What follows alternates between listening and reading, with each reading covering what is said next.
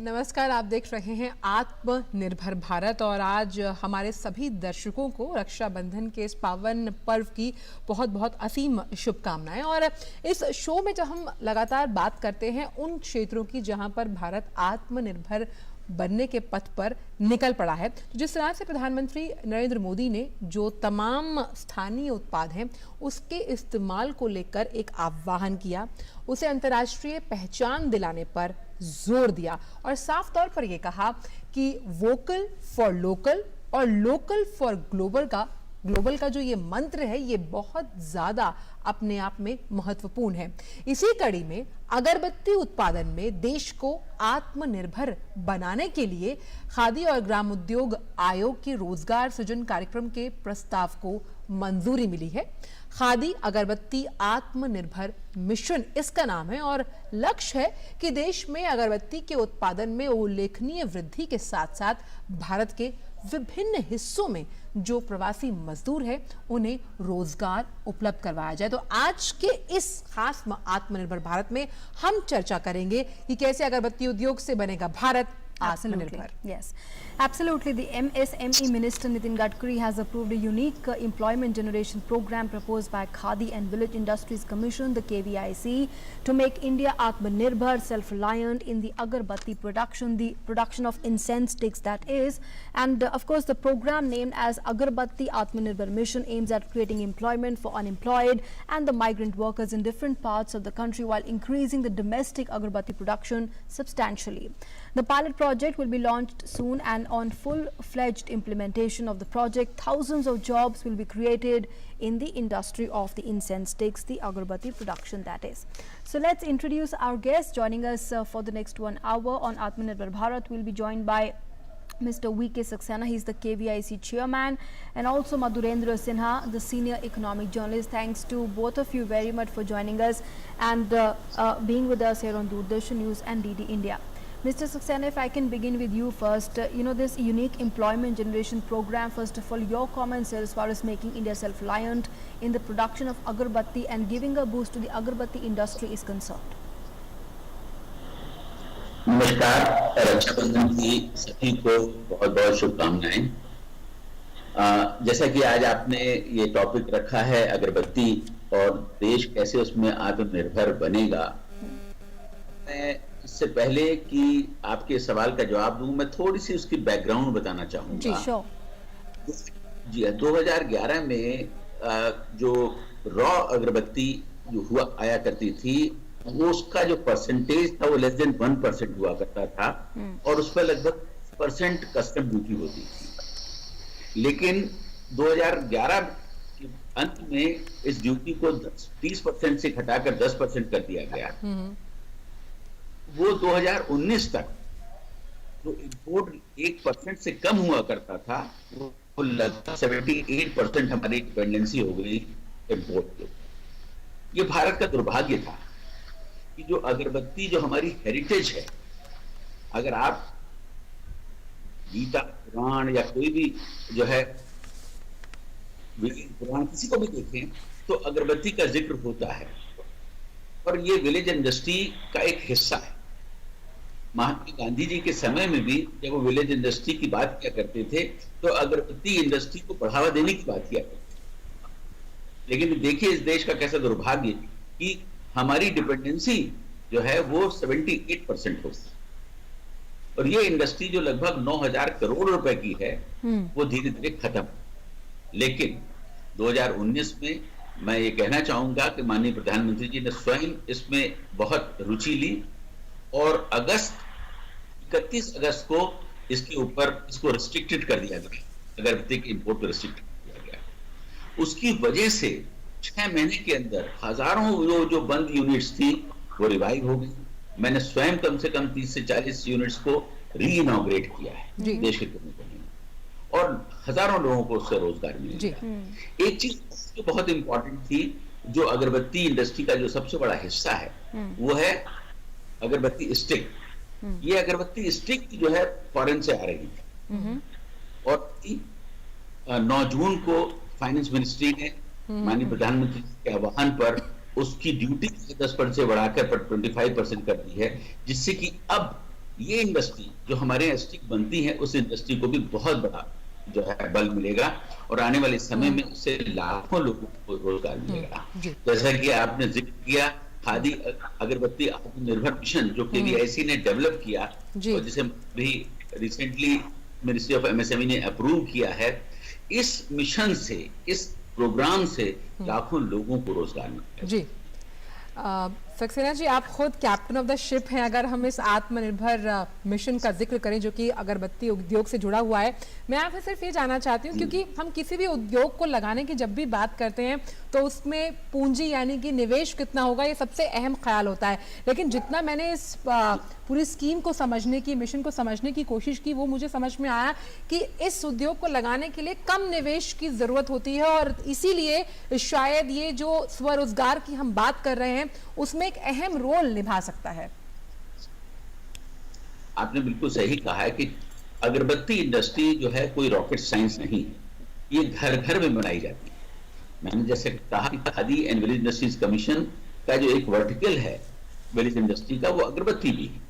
और पहले हम लोग केवीआईसी के माध्यम से लगभग 4 से 5 हजार इंडस्ट्री हर साल लगाया करते थे, लेकिन इंपोर्ट ड्यूटी के कम होने से 2011 में वो इंडस्ट्रीज धीरे धीरे खत्म होती चली गई।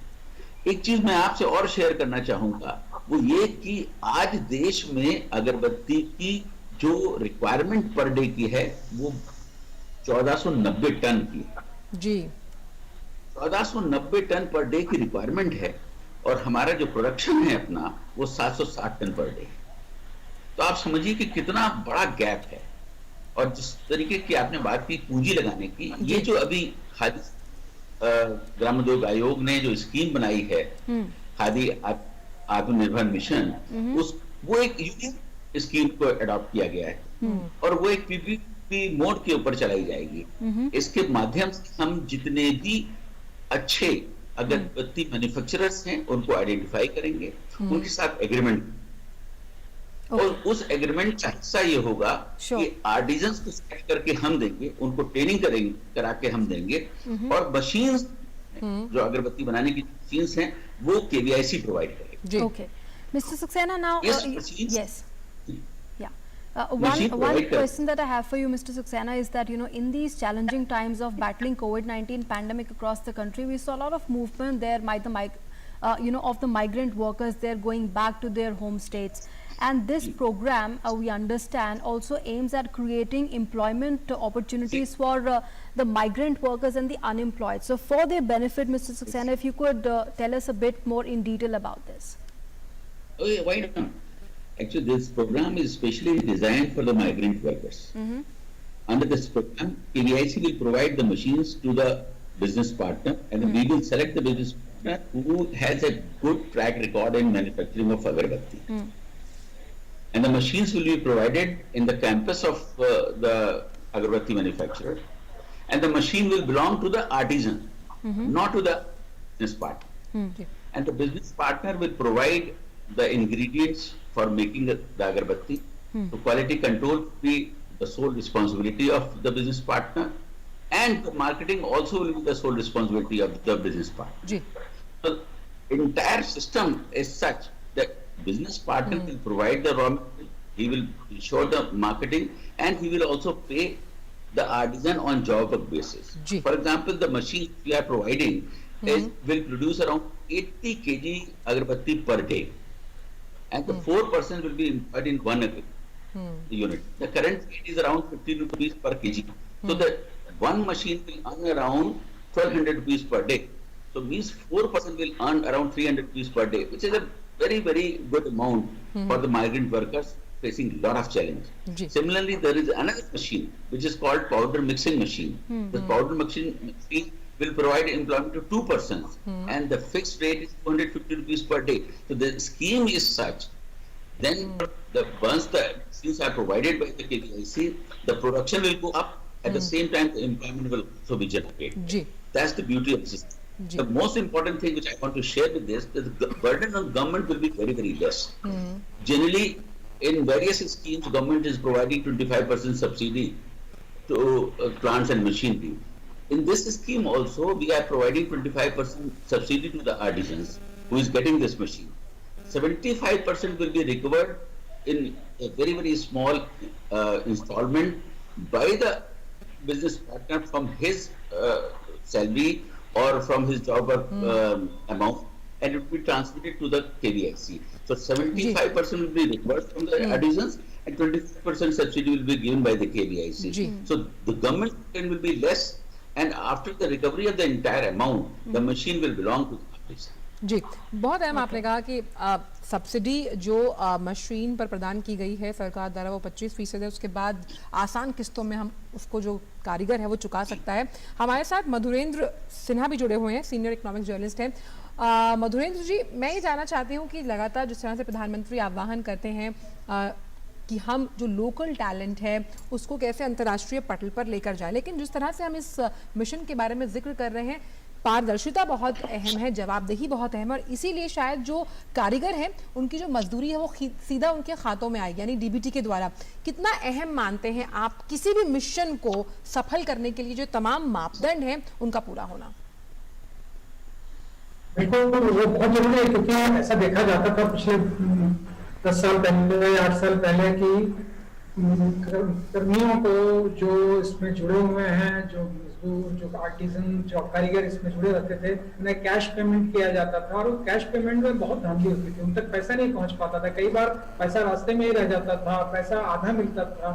लेकिन ये जो व्यवस्था की है प्रधानमंत्री ने कुछ अपने आते ही गए, मोदी जी जिस समय सत्ता में आए उसके साथ उन्होंने ये जो व्यवस्था कराई, तो गरीबों का पैसा, कारीगरों का पैसा, मजदूरों का पैसा सीधे उनके खाते में, ये उनकी योजना बहुत ही सफल रही है। और आप इसका असर गाँव में देख सकते हैं, जहाँ सीधा पैसा लोगों के अकाउंट में जाता है और वो निकाल लेते हैं, और उनके साथ कोई किसी तरह की गड़बड़ी नहीं होती है। इससे उनका जो समर्पण है काम के प्रति वो पूरा रहता है, वो निष्ठा भाव से काम करते हैं, और इस तरह की चीजों से उन्हें बहुत फायदा हो रहा है। आर्थिक विकास के लिए एक बहुत पहला कदम था जिसमें ये सफलता मिली, और अभी भी जो कदम उठाए जा रहे हैं इस तरह के कि सीधे उनके अकाउंट में पैसा डाला जाए, दिल्ली से या राज्यों की राजधानी से, वो उनके अकाउंट में सीधा जाता है, इसका फर्क जी चलिए जी इस तरह की योजनाओं के सक्सेस होने का ये भी कारण है।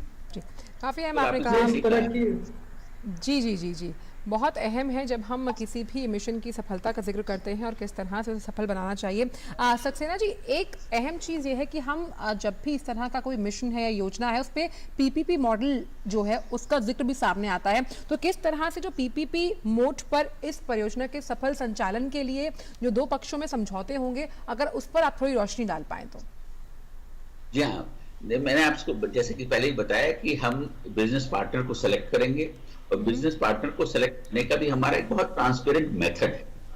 जिस इंडस्ट्री ने कम से कम 3 साल तक इस इंडस्ट्री के अंदर काम किया हो, जिसका टर्नओवर लगभग 50 लाख रुपए साल का हो, और वो सफल तरीके से जो है वो अपनी इंडस्ट्री को रन करता हो, उसको हम as a business partner select करेंगे। इसके साथ साथ जो आर्टिजन्स हैं उनको का सिलेक्शन जो है हमारा स्टेट डायरेक्टर 38 स्टेट डायरेक्टर्स हैं पूरे कंट्री के अंदर, वो सेलेक्ट करेंगे और उसको उसकी इसके होगा कि जो आर्टिजन किया गया उसकी पहले आमदनी क्या थी, वो क्या काम करता था।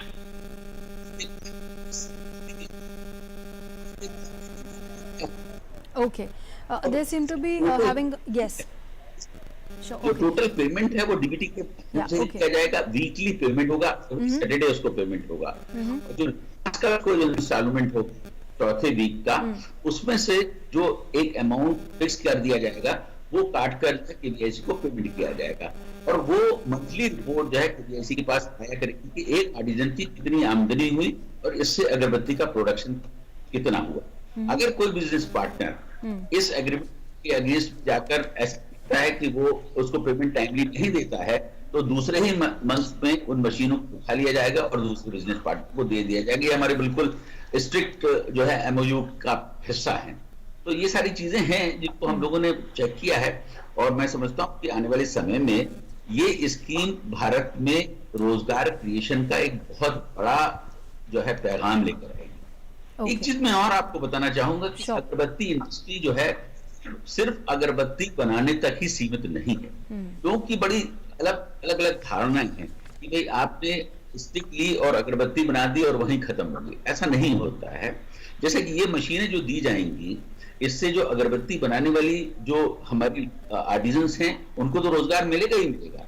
उसके साथ साथ जब अगरबत्ती बनती है तो उसके बाद उसको ड्राई करने वाला जो स्टाफ होता है वो अलग होता है, जिसको एम्प्लॉयमेंट मिलता है। सॉर्टिंग करने वाला स्टाफ बिल्कुल अलग होता है, जिनको रोजगार मिलता है। और उसके बाद उसकी पैकेजिंग करने वाला स्टाफ बिल्कुल अलग होता है, जिसको रोजगार मिलता है। तो मल्टीपल तरीके से हैं इसमें रोजगार किए जाते हैं। अब आती है बात बैम्बू की।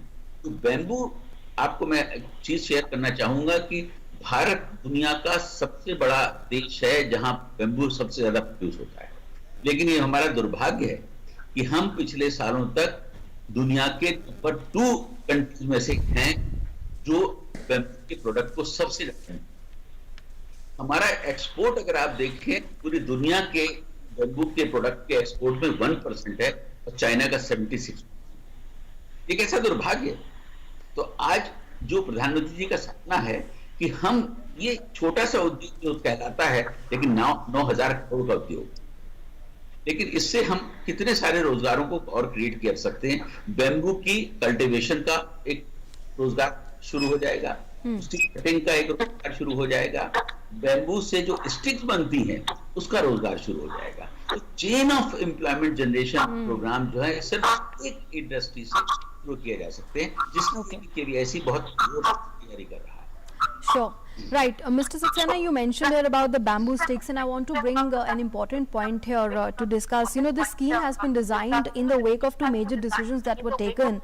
Of course, on the vis-a-vis the import restriction on the raw agarbatti and the increase in the import duty on the bamboo sticks. How important would you say these 2 decisions were when this present decision of making India self-reliant in the agarbatti production is concerned? See, the 2 decisions taken by the government of India recently has changed the entire scenario. The first decision was taken by the Commerce Ministry on 31st of August on our request, when they have put the agarbatti import under the restricted category. The second decision taken by the Ministry of Finance on 9th June, where the import of round bamboo stick, which is used for making of agarbatti, has been put under 25% duty. Earlier there was 2 slabs of duty. 10% was for the manufacturers and 30% was for the importers or the traders. But now there is a single duty. And because of the single duty, the corruption has gone, and now all the imports have been restricted to 25%, which is a very, very major decision taken by the Government of India, Ministry of Finance, which will change the scene in the employment generation in the country. Now various agarbatti stick making institutions will come up. For example, in Agartala there were around 20 such units which are all closed. Now they will be revived, because in bamboo production the northeast is full of this Bambusa tolda, which is a special variety of bamboo which is used in agarbatti industry. I want to share one more very important thing. KVIC has launched a program of plantation of bamboo. Though it is not our part of job, it is the part of Agriculture Ministry, but we have launched this. In our all Khadi institution, we have directed to plant at least 500 plants of Bambusa tolda, which is a special variety, so that we can get ready-made raw material after 3 years.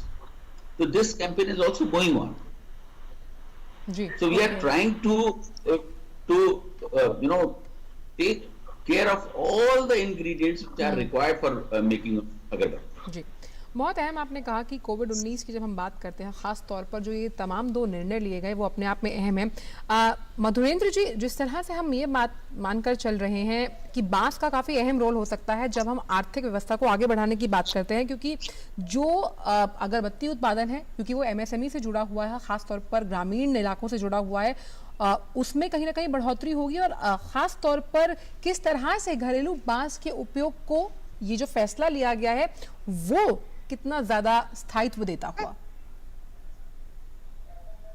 इस तरह के फैसले बहुत कारगर होते हैं, क्योंकि ये बहुत ग्रास रूट लेवल से शुरू होता है, गांव से शुरू होकर के आगे तक जाता है। तो इसमें सिर्फ समस्या एक ही होती है कि एक ऑर्डर क्रिएट करना होता है, एक व्यवस्था क्रिएट करनी होती है कि बैम्बू अगर गांव में उगाया जा रहा है तो उसके प्रोडक्शन के बाद उसके सप्लाई को सही मुकाम पर पहुंचाना एक समस्या होती है, उसको देखना होगा, सबसे जरूरी ये है। और उसके बाद इसके इस्तेमाल के लिए जो जिस तरह की व्यवस्था की गई, जैसे अगरबत्ती बनाने की व्यवस्था है, जैसे इसके बहुत सारे प्रोडक्ट्स बैम्बू के बना करके विदेशों में भेजे जा सकते हैं, तो उसके लिए पूरा एक सप्लाई चेन क्रिएट करना होगा।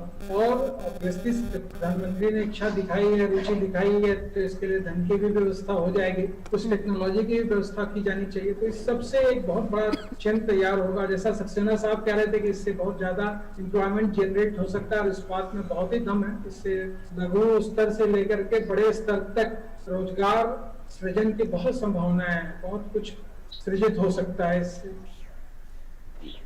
Okay. And Mr. Sinha, what would you say about as far as it's going to be encouraging local production, because the KVIC will only be procuring the locally made machines, by the Indian manufacturers. So of course, again giving a boost to the local production, and that's going to be an important step here, Mr. Sinha. Yes, sure. Obviously, when villagers will be selling their bamboo, they will get some income. Then if local industries are involved, I mean the local people who make machines for these things, they will be involved, they can generate employment, they can get money for that. There is a chain of everything. So that will generate employment, that will generate money, and that will make people Atmanirbhar, which is the basic principle of this mission. Sure. Which is the basic idea behind this mission. जी, और जिस तरह से सक्सेना जी, क्योंकि हम एक बात मानते हैं कि मांग और आपूर्ति का जो खेल है वो बिजनेस चलाने के लिए काफ़ी अहम होता है, और क्योंकि अगरबत्ती की जो प्रोडक्शन है उसमें मांग और आपूर्ति के बीच में एक लंबा हम कह सकते हैं खाई है, उसे पूरा करने के लिए तो जो असीम संभावनाओं का मोर्चा है, चाहे हम रोजगार के स्तर से बोले, लोकल प्रोडक्शन को बढ़ाने के स्तर से बोले, तो काफ़ी ज़्यादा अहम है। ऐसे में जो प्रशिक्षण है वो किस तरह से दिया जाएगा, क्योंकि हम जानते हैं कि डिमांड और सप्लाई में एक लंबा गैप है। देखिए, जो अगरबत्ती बनाने की जो ट्रेनिंग है वो मात्र 6 दिन की ट्रेनिंग होती है जी। और जो मशीन है, ऑटोमेटिक मशीन, क्योंकि आपने उस मशीन का भी जिक्र किया, तो मैं बताऊं कि पहले ताइवान से ही और वियतनाम से ही सारी मशीनें आया करती थी। अभी तक हिंदुस्तान में जितनी भी मशीनें मोस्टली लगी हुई हैं, मैं समझता हूँ शायद 98% मशीनें जो हैं वो इंपोर्टेड मशीन्स लगी हुई हैं जो अगरबत्ती बनाती हैं। लेकिन अब केवीआईसी ने ये डिसीजन लिया है कि हम जो है सिर्फ हिंदुस्तान में बनी हुई मशीनों को ही प्रोत्साहन देंगे, जिससे कि हमारी जो लोकल इंजीनियरिंग यूनिट्स हैं वो खड़ी होंगी। और इसी कड़ी में बहुत सारी ऐसी यूनिट्स हैं जिन्होंने इस मशीन को डेवलप कर दिया है, क्योंकि ये कोई बहुत टेक्निकल चीज नहीं है जिसको बनाना कोई बहुत मुश्किल हो। देश में आजकल सब कुछ बनता है। हमारी एमएसएमई की यूनिट्स तो कुछ ऐसी भी हैं जिन्होंने चंद्रयान के कुछ पुर्जे भी बनाए हैं, तो इस तरीके की यूनिट्स भी मौजूद हैं हमारे देश के अंदर। तो इसलिए वो कोई बहुत बड़ी बात नहीं थी, लेकिन आज हम लोगों ने 4 ऐसी यूनिट्स को आइडेंटिफाई किया है जो बहुत अच्छी क्वालिटी की जो है मशीनों को बनाने लगे हैं। तो हम लोग उन्हीं से प्रोक्योर करेंगे, टेंडरिंग होगी उसकी, वो तो एक पार्ट है। लेकिन आपने कहा देश आत्मनिर्भर होने की बात, देखिए जब प्रधानमंत्री जी ने कहा कि आज हमें अपने लोकल प्रोडक्ट्स के लिए वोकल होने की जरूरत है, हमें इंपोर्ट पर कम भरोसा करने की जरूरत है। एक छोटी सी आवाज से, आज रक्षाबंधन का दिन है, मैं आपसे शेयर करना चाहूंगा कि लगभग 4000 करोड़ की राखी जो चाइना से आती थी वो आना बंद हुई, और आज इसमें ही बनी हुई राखियां पूरे देश में जो है बिक रही हैं। और आज रक्षाबंधन का त्योहार जो है उन्हीं राखियों से मनाया जा रहा है। तो ये एक छोटी सी पहल। और जहां तक अगरबत्ती का सवाल है, एग्जैक्टली अगरबत्ती की जो इंडस्ट्री कहने को बहुत छोटी लगती है, लेकिन ये बहुत बड़ी इंडस्ट्री है और इसमें स्टेट पर एम्प्लॉयमेंट की अपॉर्चुनिटीज हैं। हर स्टेट पर एम्प्लॉयमेंट किया जाता है। जैसे मैं आपको बताऊं, परफ्यूमिंग भी अगरबत्ती का एक बहुत बड़ा हिस्सा है। जब अगरबत्ती बनकर तैयार हो जाती है और वो पैकेट्स में भर दी जाती है और उसके बाद वो एक दूसरी डेस्टिनेशन पे जाती है जहां परफ्यूमिंग की जाती है। तो आप ये सोचिए कि लगभग 1490 टन मतलब 1500 टन पर डे की जहां रिक्वायरमेंट हो, तो कितनी बड़ी संख्या में हमारी जो परफ्यूम से जुड़ी हुई इंडस्ट्रीज हैं उनको बेनिफिट होने वाला है, क्योंकि परफ्यूम तो अल्टीमेटली उन्हीं से परचेज किया जाएगा जो अगरबत्ती के अंदर लगाया जाता है। तो आज जो भारत सरकार ने जो कदम उठाया है ये बहुत ही कहना चाहिए सोच समझ के उठाया है, और जो कहा कि जैसा प्रधानमंत्री चाहते हैं कि देश अपने पैरों पे खड़ा हो, और हमारी जो धरोहर है उनको तो कम से कम हम ना इंपोर्ट करें। ये कितने दुर्भाग्य की बात है कि हम अपनी पूजा सामग्री को भी जो है अपनी उन कंट्री से इंपोर्ट करते हैं जो हमारे साथ रोज बॉर्डर पर लड़ाई लड़ते हैं। तो ये कहीं ना कहीं जो सोच है वो बहुत सुंदर है, और आने वाला समय मैं कह रहा हूं कि भारत अपने पैरों पर बहुत मजबूती से खड़ा हो जाएगा। एक एग्जांपल मैं आपको और देना चाहूंगा कि पीपीई किट जो कभी भारत में बनता ही नहीं था, देखिए कि आज 10 लाख किट पर डे बन रहा है, और अब हम एक्सपोर्ट करने वाले हैं। पीपीई किट को हम एक्सपोर्ट करने वाले हैं। तो ये भारत क्षमता है। वो कहता है कि जब भारत को अगर आप जगा दीजिए तो वो कुछ भी कर सकता है। आह्वान किया है, आज भारतीय जाग उठा है और वास्तव में इस काम पे लग गया है, और आप देखिए हम एक आत्मनिर्भर होते चल रहे हैं। Right.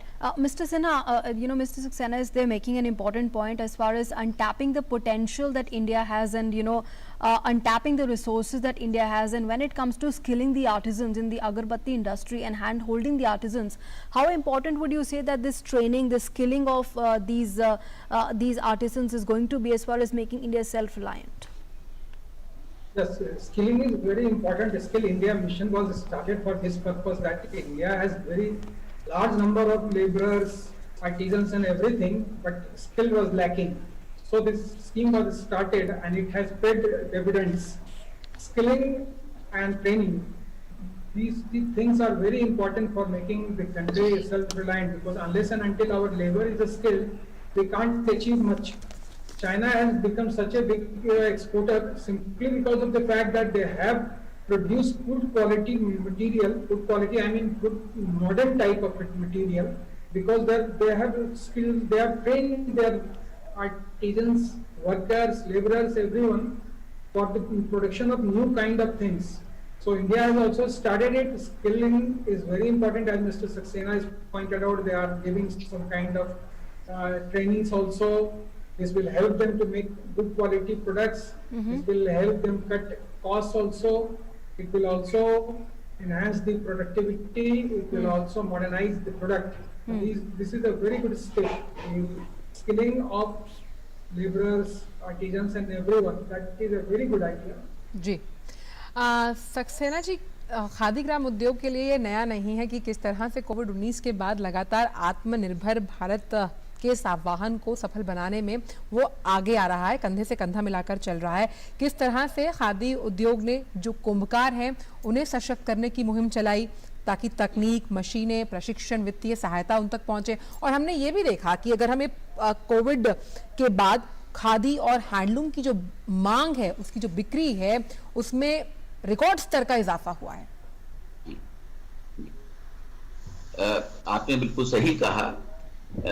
कुम्हार सशक्तिकरण योजना खादी कमीशन ने पिछले साल लॉन्च की थी, और इस योजना का जो मकसद था वो ये था कि जो हमारी कुम्हार कम्युनिटी है, जिसे प्रजापति कम्युनिटी कहीं कहीं किसी किसी स्टेट में कहा जाता है, जिनका एक पहले बहुत बड़ा रोल हुआ करता था, वो देश की जो मुख्य धारा थी उससे बहुत दूर चले। ये मैं आपसे शेयर करना चाहूंगा जी कि प्रधानमंत्री जी का ये कहना था कि खादी ग्राम उद्योग के माध्यम से कोई ऐसी योजना बननी चाहिए जिससे कि इस कम्युनिटी को मुख्यधारा से दोबारा जोड़ा जाए। उसके बाद कुम्हार सशक्तिकरण योजना बनाई गई, और इसके माध्यम से हम लोगों ने, आपने जो देखा होगा गांव में एक पत्थर की चाक से जो कुम्हार मिट्टी के बर्तन बनाते हैं, जिसमें बहुत मेहनत होती है, और उसकी आमदनी भी बहुत कम होती है, एक मशीन को डेवलप किया गया, इलेक्ट्रिक पॉटर व्हील, और उनको ट्रेनिंग देकर इलेक्ट्रिक पॉटर व्हील्स दिए गए। मुझे बताने में आज बड़ी खुशी है कि लगभग 70,000 परिवारों को हम लोगों ने एक साल के अंदर इससे जोड़ दिया। तो उनकी इनकम, पहले जब इन लोगों ने सर्वे कराया, जो 2,500 और मैक्सिमम 3,000 से ज्यादा कभी उनकी इनकम नहीं होती थी, और उनके परिवारों के लोग जो है इस काम को छोड़कर और कामों में चले गए थे। आज इन मशीनों के माध्यम से उनकी इनकम 9,000 से 10,000 पर मंथ हो गई है। उनके परिवार के लोग जो उस काम को छोड़कर चले गए थे, उससे दोबारा जुड़ गए। और इसके साथ साथ हम लोग एक 20 मशीन के ग्रुप में एक मशीन और देते हैं, जिसको कहते हैं ब्लेंजर। ये ब्लेंजर मशीन जो है, आपने देखा होगा कि नहीं मुझे याद मालूम नहीं, इस मशीन के माध्यम से लगभग 800 केजी मिट्टी 8 घंटे में बन जाती है। एक कुम्हार की वर्किंग हमने बहुत उसको नजदीकी से देखा है और स्टडी की। कुम्हार 1 हफ्ते तक मिट्टी को बनाता है और फिर 1 हफ्ते उस मिट्टी से बर्तन को बनाता है। इसकी वजह से उसका प्रोडक्शन बहुत कम होता है, उसकी मेहनत बहुत होती है। लेकिन ये मशीन मात्र 8 घंटे के अंदर 800 केजी मिट्टी को बनाती है। और उसके बाद एक दूसरी मशीन भी उनको दी जाती है, उस मिट्टी को बनाकर उस मशीन में डाल दिया जाता है, और जो छोटे छोटे जो लोग होते हैं जिसके ऊपर कुम्हार उसको रखकर बनाता है, वो उसमें से ऑटोमेटिकली बन के निकल जाते हैं, और कुम्हार उसको अपने मशीन पे रखकर मिट्टी से या बर्तनों को बनाने लगता है। एक सवाल हमेशा आता है कि अब लोगों को ये मशीनें दे दे, उनका प्रोडक्शन बढ़ गया, लेकिन उनका मार्केटिंग का क्या होगा?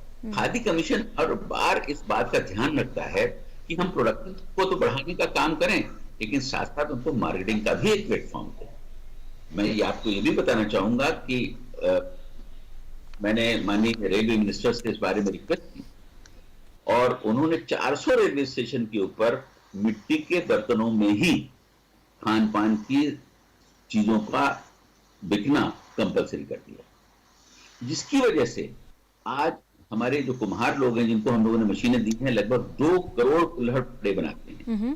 लेकिन उन रेलवे स्टेशन पे उनकी बिक्री हो जाती है, जिससे कि उनको आमदनी होती है। और साथ में आज जो है इन्वायरमेंट के लिए बहुत आजकल बहुत जागरूक हो गए हैं, तो उन्होंने भी इस बात का प्रयोग करना शुरू कर दिया। बहुत सारी ऐसी जगह हैं जहां पर अब लोग मिट्टी के बर्तनों का प्रयोग करना शुरू कर। मैं आपको कई होटल्स, 5 स्टार होटल्स हैं, उन्होंने अभी तो कोविड की वजह से सारे बंद हो गए, लेकिन 5 स्टार होटल्स ने भी कुल्हड़ों में चाय देना शुरू कर दिया। ये एक बहुत सुंदर बदलाव है देश के अंदर। और इन 400 स्टेशन के ऊपर जब कुल्हड़ और सारी चीजें बिकने लगी, तो जो हमारे कुम्हार भाई थे, उनकी आमदनी बढ़ी, उनके जीवन में बदलाव आया, और वास्तव में वो आत्मनिर्भर हो गए। और आज सोचता हूँ कि इस स्कीम ने 70,000 लोगों के जीवन में जो बदलाव आया है, वो अद्भुत है। Okay. Mr. Saxena, tell us a bit more about the program in terms of, the KVIC going to be providing subsidy on the cost of the machines and also covering the remaining 75% of the cost from the artisans. Tell us a bit more about this arrangement that's been made for our artisans. You are talking about Khadi Agarbatti Atmanirbhar mission. Yeah, sure. Under this mission, we have designed the program in such a manner where the cost of the machine will be recovered from the artisan from his or her wages. 75% cost will be recovered and 25% will be subsidy. It's a very simple scheme. In our various other schemes, for example, Prime Minister Employment Generation Program, which is again a flagship scheme, जिसके माध्यम से हम लोग गांव-गांव में छोटे-छोटे से रोजगार लगाते हैं। वो लोग अपने पे खड़े होते हैं। इस तरीके के पिछले 5 सालों में 2,26,700 यूनिट्स को लगाया गया है, और उसमें 23 लाख लोग जो हैं उनको रोजगार दिया गया है इसी पीएमजीपी के माध्यम से।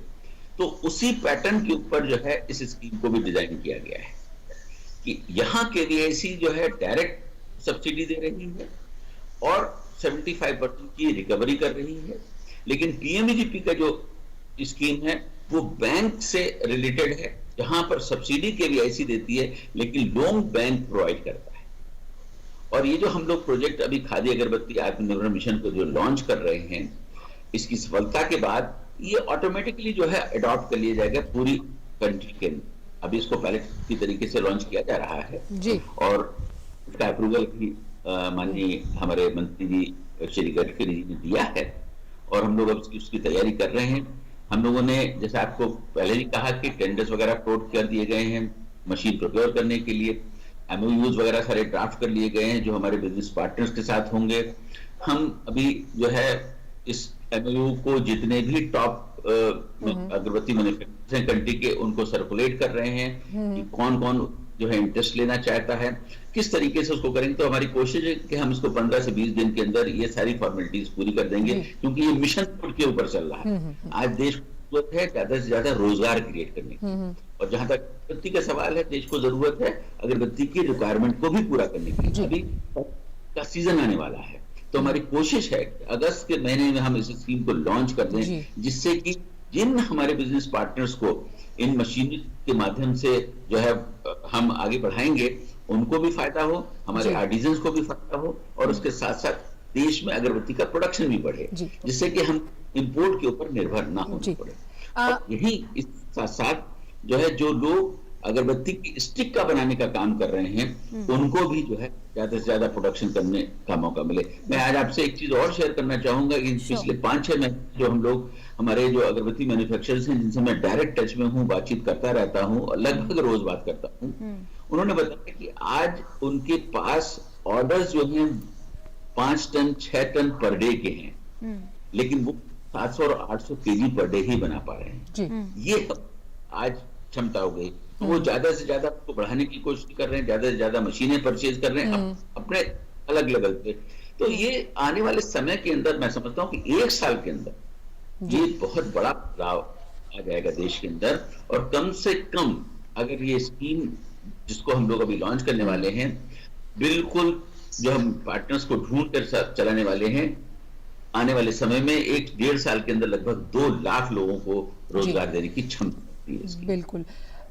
सिन्हा जी, जिस तरह से हम लगातार इस शो के जरिए ये जो आह्वान प्रधानमंत्री जी का है कि किस तरह से लोकल को वोकल बनाना है, मैं ये आपसे जानना चाहती हूँ, कई ऐसे क्षेत्रीय उद्योग होते हैं जो वक्त की मार की वजह से या फिर प्रशिक्षण नहीं होता, वित्तीय सहायता नहीं होती, वो खत्म हो जाते हैं। लेकिन जिस तरह से लगातार खादी ग्राम उद्योग काम कर रहा है और सरकार की प्राथमिकता में शामिल है इसे आगे बढ़ाना, तो इन सभी क्षेत्रीय उद्योगों को हम मान सकते हैं इनका पुनर्जन्म हुआ है, इन्हें नवजीवन मिला है, नई जान फूकी गई है, ताकि ये आत्मनिर्भर भारत के उस मिशन में अपना योगदान दे सके। हाँ बिल्कुल। देखिए, हमें शुरू से ये बात कहते जा रहे थे हम लोग कि अपने छोटे छोटे उद्योगों को हम बढ़ावा दें। आपने महात्मा गांधी की जीवनी पढ़ी होगी, उन्होंने जो कुछ लिखा, सब में वो कुटीर उद्योग की बहुत चर्चा करते हैं, कारीगरों की चर्चा करते हैं, घर में काम करने वाले जैसे सक्सेना साहब ने कुम्हारों की भी चर्चा की। इस तरह के वर्ग की बहुत चर्चा की है महात्मा गांधी ने, और उसको आगे बढ़ाने की कोशिश की गई, लेकिन कहीं पर हम लॉस्ट द वे और सब कुछ एब्रप्टली डिस्टर्ब हो गया। लेकिन अब मैं महसूस कर रहा हूँ कि पिछले कुछ सालों में इस पर काफी ध्यान दिया जाने लगा कि एमएसएमई, कुटीर उद्योग, स्मॉल स्केल इंडस्ट्रीज, इसको बढ़ावा दिया जाए। इन्हीं से ही एम्प्लॉयमेंट जनरेट होगा। घर घर में एम्प्लॉयमेंट जनरेट करने का तरीका यही है कि कुटीर उद्योग को बढ़ावा दिया जाए। उस कुटीर उद्योग को सिर्फ बढ़ावा देने से तो अब नहीं चलेगा, क्योंकि दुनिया बदल गई है। दुनिया बदल गई है तो टेक्नोलॉजी की जरूरत है, अच्छे क्वालिटी प्रोडक्ट्स अब लोगों को चाहिए होगा, तो उसके लिए ट्रेनिंग भी चाहिए। फाइनेंसेस की व्यवस्था की है, सरकार ने फाइनेंस की बहुत व्यवस्था की है। मुद्रा लोन से लेकर के कई सारे तरह के लोन आजकल दिए जा रहे हैं, जिससे कि इस तरह के काम में लगे हुए लोगों को पैसे की कमी ना हो। जो उसके व्यवसायी हैं या जो उद्यमी हैं, उनके लिए अभी सरकार की तरफ से व्यवस्थाएं हैं। फिर भुगतान के लिए भी वो आसान किया गया, नियमों को आसान किया गया, भुगतान सीधा उनके खाते में है। सबसे बड़ी बात है, ट्रेनिंग की व्यवस्था की जा रही है, कदम कदम पर ट्रेनिंग की व्यवस्था, स्किलिंग इंडिया वगैरह की व्यवस्था की गई है। तो इस पर काम चल रहा है। मैं नहीं कहता कि सब कुछ पूरा हो गया है, लेकिन एक शुरुआत हुई है, अच्छी शुरुआत दिखाई दे रही है कि इस तरह से हम एम्प्लॉयमेंट जनरेट कर सकते हैं। अगर हम घर घर में उद्योगों को लगा सकें छोटे स्तर पर। ऐसे जरूरी नहीं कि हर घर में 100 मजदूर या सब घर के लोग काम कर रहे हैं, एक दो से ही शुरुआत करें तो बहुत बड़ी बात है, क्योंकि हमारे देश में लाखों गांव हैं, हर गांव में अलग तरह की प्रकृति है, हर तरह कुछ अलग चीज बनती है, तो उन चीजों के उत्पादन को बढ़ाया जाए। और हमारे पास तो खादी ग्रामोद्योग जैसा बहुत बड़ा संस्थान है जो इस तरह की चीजों की मार्केटिंग करता है। और मैं एक बात जरूर कहूंगा कि खादी ने जो ब्रांड क्रिएट किया है, खादी ब्रांड आज जो भारत का क्रिएट हुआ है, वो उसकी बहुत बड़ी सफलता है। खादी ग्रामोद्योग जो संस्था है इसने एक बहुत बड़ा काम किया है, और इस तरह की इसकी चीजें अब आसानी से बिक जाती है। जब आपने खादी का एक बहुत बड़ा ब्रांड क्रिएट कर दिया तो सामान बेचना भी आसान हो गया और अच्छे दामों में भी बेचना आसान हो गया। जब अच्छे दाम में बिकेंगे तो ऑब्वियसली जो लोग बना रहे हैं रूट लेवल पर उनको भी मिलेगा। तो ये जो शुरुआत हुई है, इस पे जो काम चल रहा है, जिस तरह से फाइनेंसिंग हो रही है, जिस तरह की मार्केटिंग की व्यवस्था की जा रही है, मुझे लगता है कि इस कोविड के प्रकोप के खत्म होने के बाद इसके रिजल्ट नजर आएंगे, जरूर नजर आएंगे। Sure.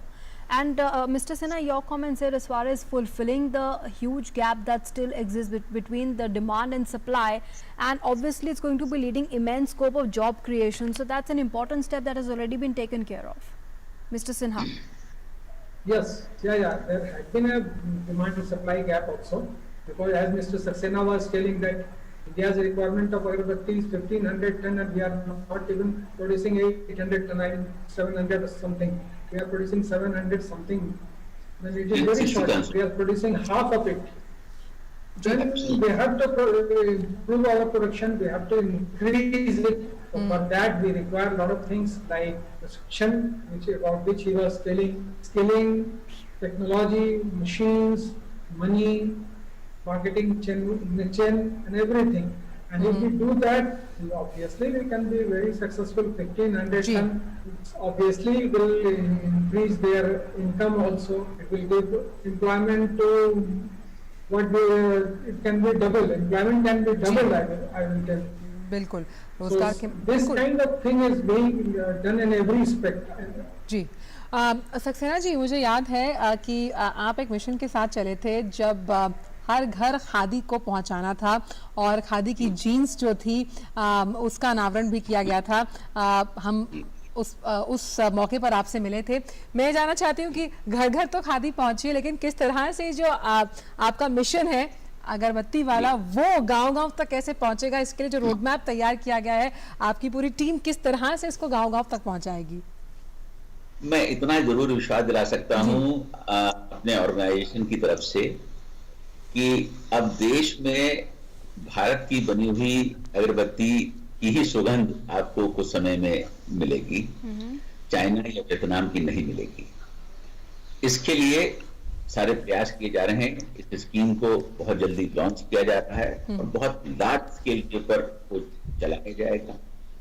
और हम ये कोशिश करेंगे कि 1 साल के अंदर जो हमारा जो डिमांड और सप्लाई का गैप है उसे पूरा करें। उसके साथ साथ जो हमें बैकएंड पे जो चीजें चाहिए हैं, जैसे कि मैंने आपसे कहा कि बैम्बू का प्लांटेशन, उसकी भी स्कीम हमारी ऑलमोस्ट तैयार हो गई है कि हम कैसे जो है नॉर्थ ईस्ट से जो बैम्बू आ रहा है यहाँ पर उसको चेक कर सकें और वो बैम्बू जो है यहाँ के यहीं पर लगाया जा सके। मैं एक थोड़ी सी और चीज आपको बताऊंगा, बड़ी टेक्निकल चीज है हालांकि, कि बैम्बूसा तुरला एक स्पेशल स्पीशी है जिसकी जो नॉट का जो डिफरेंस होता है वो करीब 20 इंच का होता है, जो अगरबत्ती के लिए सबसे अच्छा माना जाता है। और एक बैम्बू में मात्र 17% जो है वो अगरबत्ती के लिए पोर्शन यूज होता है, जो टॉप 3 लेयर होती हैं वही अगरबत्ती के लिए यूज होती हैं।